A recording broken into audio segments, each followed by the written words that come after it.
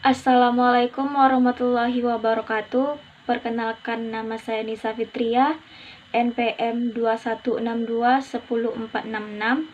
Saya dari kelas 1A. Saya akan mempresentasikan hasil PPT saya yang berjudul Objek Linguistik Bahasa dengan dosen pengampu Bapak Dr. Asnawi SPD MPD.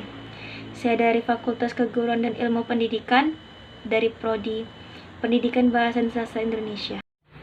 Pengertian bahasa. Menurut Ward Doc 1972, bahasa adalah satu simbol vokal arbiter yang digunakan dalam komunikasi manusia. Bahasa 1. Link sistem lambang bunyi yang arbiter yang digunakan oleh anggota suatu masyarakat untuk bekerja sama, berinteraksi, dan mengidentifikasi diri. Di berbagai belahan dunia, bahasa memiliki arti dan makna yang berbeda. Di Jawa, bahasa berarti basa, yang berarti tutur kata, etika, dan unggah-ungguh. Di Indonesia, bahasa berarti identitas pribadi dan alat interaksi. Di Belanda, taal yang artinya berbicara. Di Inggris, language yang berarti human speech atau sistem tuturan manusia. Di Jepang, kokugo yang berarti ungkapan batin. Di Arab, lokhaton yang berarti bertutur dan ucapan. Contoh pemakaian bahasa dalam kalimat.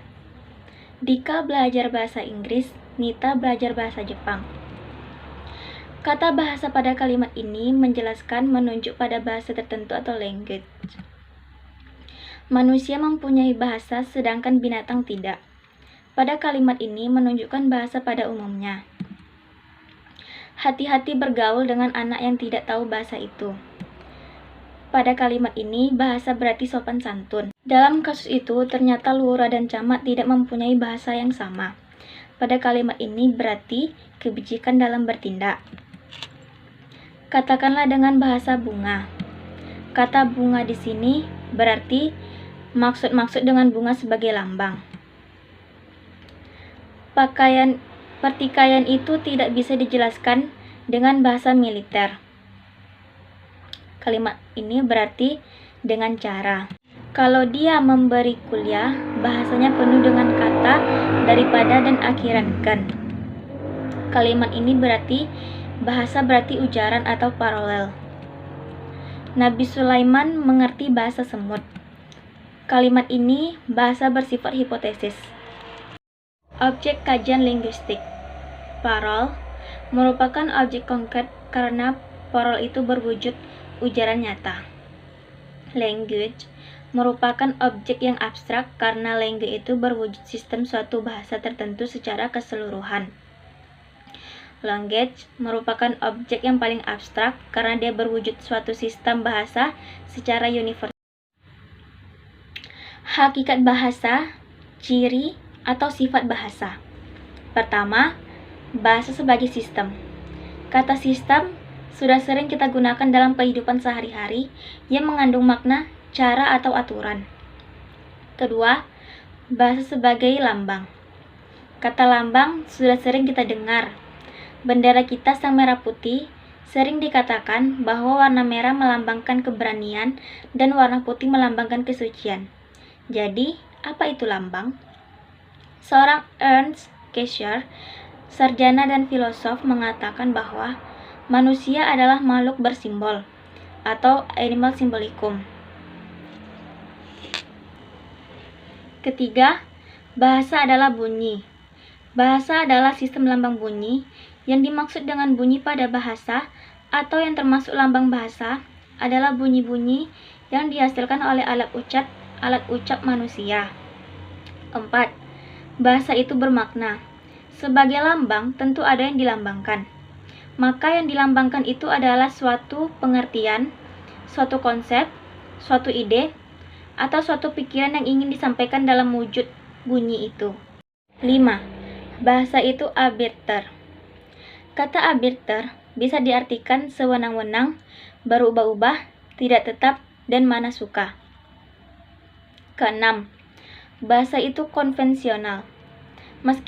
Meskipun hubungan lambang bunyi yang dilambangkan bersifat arbiter, tetapi penggunaan lambang tersebut untuk suatu konsep tertentu bersifat konvensional. Artinya, semua anggota masyarakat bahasa itu mematuhi konvensi bahasa lambang tertentu, digunakan untuk mewakili konsep yang diwakilinya. 7. Bahasa itu produktif.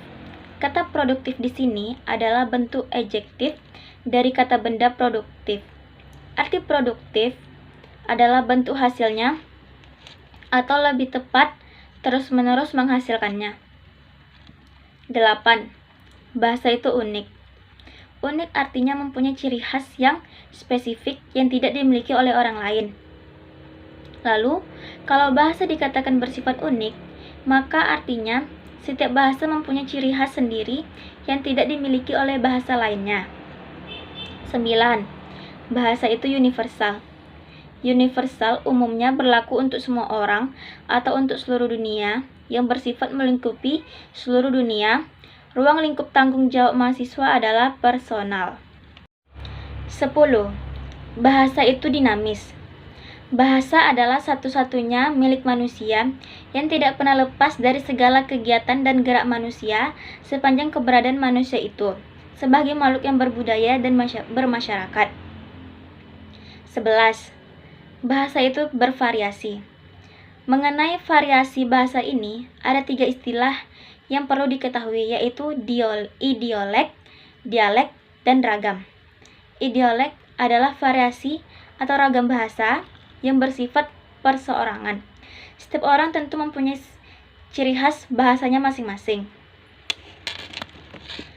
Variasi bahasa berdasarkan tempat ini lazim disebut dengan nama dialek regional, dialek areal, atau dialek geografi.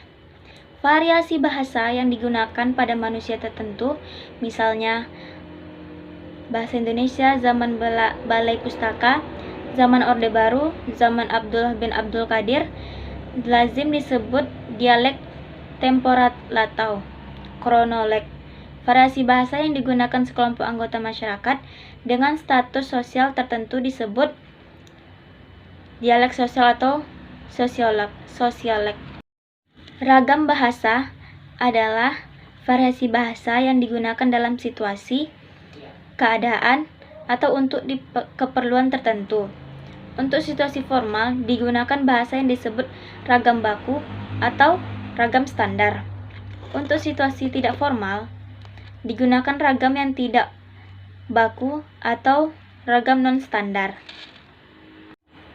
Baiklah, hanya itu saja yang dapat saya sampaikan.